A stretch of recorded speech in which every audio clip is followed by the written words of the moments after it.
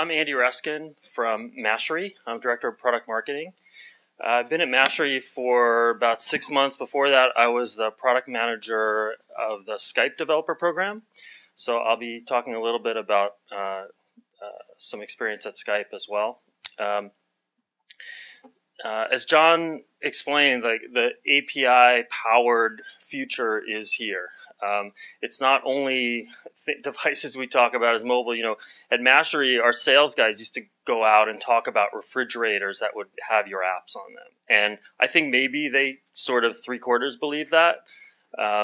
This refrigerator was being advertised on the Today Show about a month ago.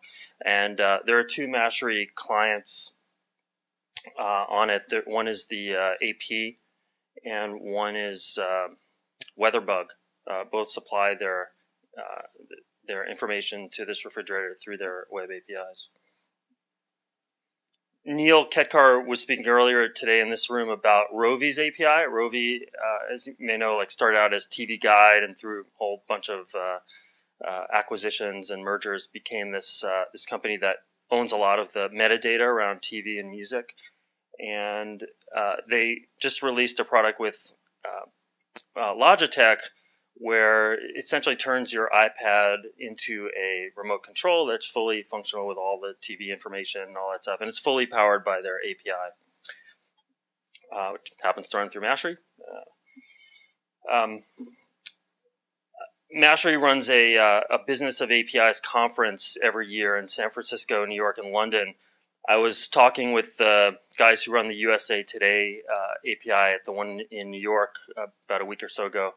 And I was asking them, so how much development work do you guys do to make something like this happen? And they kind of look at me like, what? Nothing. So when you have an API, it means that, of course, there's some work on the Samsung part. And of course, there's the contracting and the business relationship. But development work, none, once you expose the API. I was also just down, I was down in the session around cars just before this one. And of course, the panel was talking about how web APIs are powering just about every application on cars as well. So it's happening. What's the benefit of this? So John said, there was this sort of misprint about revenue, but really there is in the end of the day there is this benefit that's gonna turn into revenue. And we'll talk about. I want to talk about why. So traditionally, the exchange, the interaction that took place between a customer and a business happened in the context of the business. You go to the store to buy something. You go to their website. Somehow the customer is going. They might be drawn in through a marketing, but they're going. And what's happening now is people are bringing their own context, and that's of course mostly through mobile devices, but it's through devices in the living room and all kinds of devices that they are surrounding themselves with. This quote comes from the Starbucks CEO, that book he wrote that's in all the Starbucks. That he realized there's this place hovering above the stores, even the customers in the store. We don't control that context around them. It used to be, you lock the door to the store, the customer can't really talk to anybody or have any interaction with anybody. Of course, not true anymore. And so the incredible opportunity and the requirement really for all businesses is to enter that customer context that's created by all the devices that they're surrounding themselves with. And how do you do that? Because there's so many different platforms, it's complicated.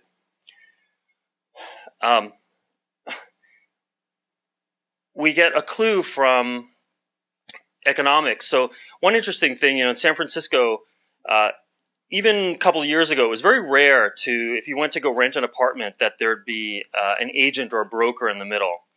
And now it's rare not to have a broker agent in the middle. Why? Well, the market changed a little bit. First of all, the prices became very volatile over the last couple of years. So negotiation skill becomes important. Supposedly there were some laws around eviction and how you do the contracts that changed and became more complicated. So intermediaries step in, you see intermediaries in a market where it becomes difficult to reach customers. And we want to get our goods and services, our brand, onto all these devices. And as we said before, the best way to do that when it's difficult to reach customers is through intermediaries. The intermediaries that we see in our world for reaching devices are basically developers, and we see them in three kinds. We see them internal developers, so the folks in your own company who are building apps and building touch points to the customer that are branded by yourself. We're seeing strategic partners. So a great example of that is Netflix, where Netflix is being distributed by all kinds of large companies with close relationships to Netflix. You'll hear a lot about that from Daniel later. And of course, public developer APIs, where anybody can build an app using your API. And companies we find use, they sometimes open all three. Sometimes there's more of a focus on one or two of these. An API, of course, is, I think everyone would agree here, the best platform for reaching these intermediaries, for enabling them. Mashery provides a platform for doing that. I won't go into that too much. But it's not the only thing that you need in order to reach them. Because developers, like all intermediaries, are investors. They're investing in your platform. They're investing their money, of course, their time, a bunch of stuff, space. So, they may have a panel with a bunch of apps a bunch of logos that has limited space, and they're going to be devoting that to you. And they want a return. They want revenue. They want, in some cases, additional brand power. There may be some kind of technology expertise that you deliver, that you add to their solution that makes it more complete. So, of course, this isn't just for devices, but for attracting these intermediaries who are investors. In any case, let them try it out. So Twilio has this, try it for free button. They give you a little bit of credit, and the developer can try out that API, really easing the introduction for that developer.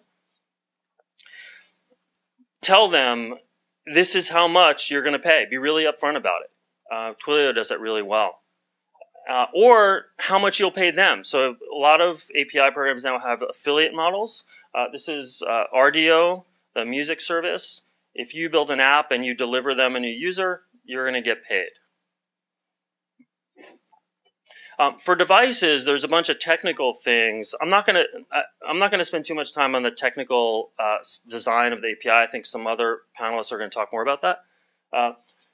But just to go through them quickly, if your API allows the device to take as much or as little data as it needs, then you can really accommodate a lot of different types of devices. If you encrypt the traffic, it makes it harder for folks to sniff keys. You want to know what types of devices are using your API. And so if you can somehow encode that, probably with the key, or there are other ways to do it, do that so you can track what's happening, what kind of machines are actually tapping into our stuff. Of course, you want to have points of presence near the devices for fast response, and caching responses where you can. If your content is cacheable, then that speeds as well. But like I said, I want to focus on stuff that's on the real non-technical side of getting APIs onto lots of devices, which I think is really fascinating. This is a page from the Skype developer portal. So one of the things you have to decide, one thing you have to realize is, this device is going to be, that you do not own usually and do not control, is going to be largely determining the user experience for your user. So determining the brand experience and all that. And a lot of companies will create a kind of certification program to make sure that experience goes the way you want it to. I was just downstairs at the Car Talk. The guy from Pandora, Lawrence Kennedy, was saying that they have a program where the OEM that builds the screen that has Pandora, and it has to send that to Pandora. They'll run it through some tests, make sure.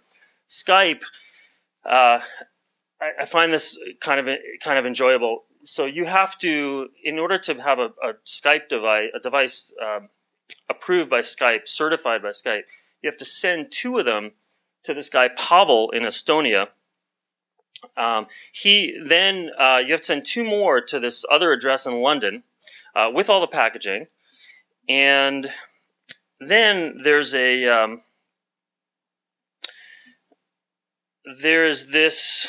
is just the video one.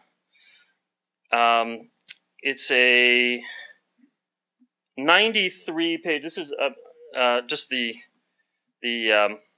table of contents here. It is a 93-page specification of all the things you need to do to make sure that this thing is going to pass Skype certification. This is just the video. The audio is another 143 pages, and then there's a UI guide as well. So that's a lot of hoop, for a partner to jump through. Is that wrong? I'm not going to say that it is. It's just an indication that Skype, it's just so important to them to control this experience and certify the partner.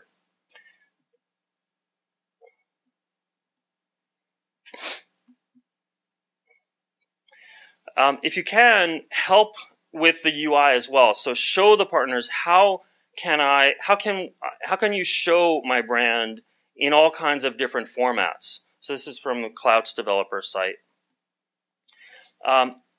Where possible, give guidance to those device developers on how to build for that device.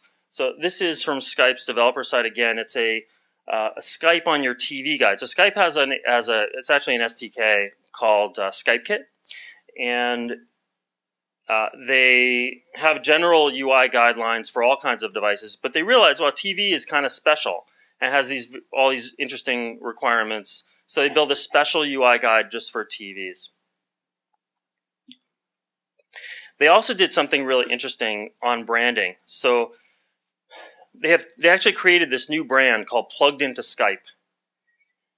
If a product is plugged into Skype, then it's not really Skype, is the reasoning. So if that the sort of hidden message to consumers is, don't get too mad at us. We haven't really checked these people out. There might be problems.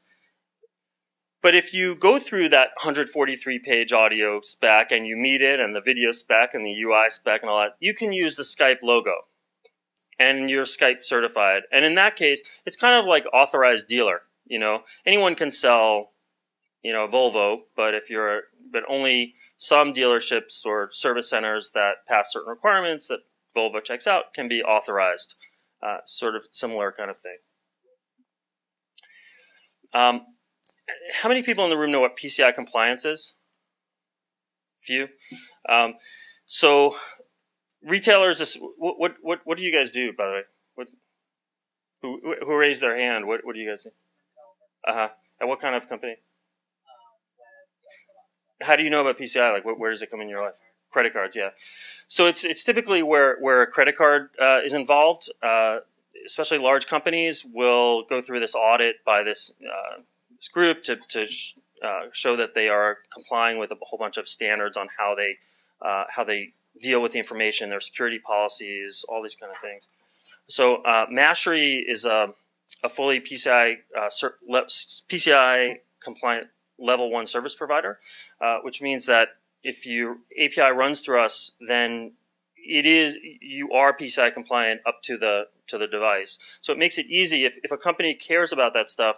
They want to roll out a new device, whether it's through Mashery or however you do it. If you're PCI compliant, then you are taking a large bit of liability away, work away from them to have to, so they don't have to audit that whole pipe your device.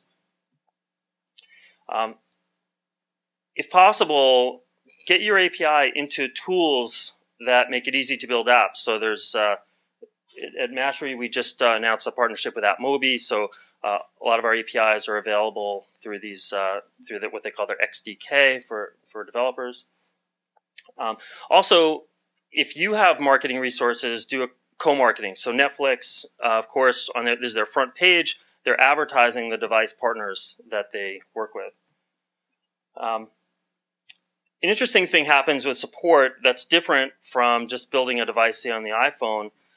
If someone has a problem with a device on an iPhone, they might not go to Apple to get it fixed. Probably some people do, but for most people, they'll know, oh, this is the app that's a problem. Device, it becomes different. You know, if someone a TV or a car, they have a problem with, say, Pandora, you could imagine a lot of people going to, say, Samsung first and say, hey, there's a problem with my TV. This example is from Samsung. Basically, they say, hey, we don't deal with it. Yahoo deals with that if that's a problem. So as the supplier of that API, that app, you need to be able to be ready to service customers that way and to have a clear line with the device maker on how you're going to handle that. Terms turn out to be one of the hardest things for companies to do when releasing an API. Clout did an interesting thing. Below this on their webpage, they have the actual legal stuff. This is the kind of human language. Hey, kind of be nice with our API. It's more readable.